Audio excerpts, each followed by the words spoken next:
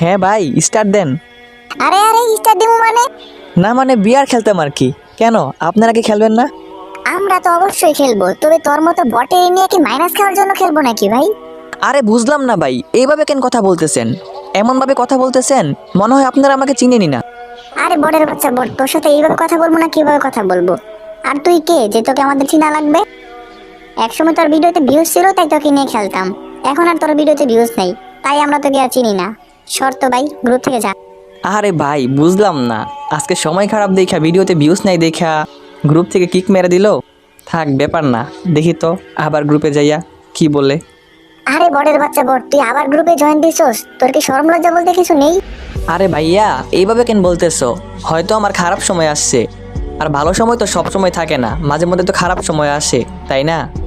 হইছে হইছে ভাই, আমাদেরকে আর জ্ঞান দেওয়া লাগবে না, তুই শর্ত ভাই। বটের বাচ্চা বট, ভিডিওতে ভিউজ নাই আবার ইউটিউব চ্যানেল খুলে বইসা আছে। কি আর কইমু ভাই, পাগলের সুখ মনে মনে। আরে ভাই, খারাপ সময় দেখে মজা নিতেছো তাই না? ইনশাআল্লাহ একদিন আমারও ভালো সময় আসবে, একদিন আমার ইউটিউব চ্যানেলে লক্ষ লক্ষ সাবস্ক্রাইবার থাকবে ইনশাআল্লাহ, এটা আমার বিশ্বাস। আরে ভাই যা তো, তোর রূপকথার গল্প তুই অন্য কাউরে শোনা, যা গ্রুপ থেকে যা, কি খা।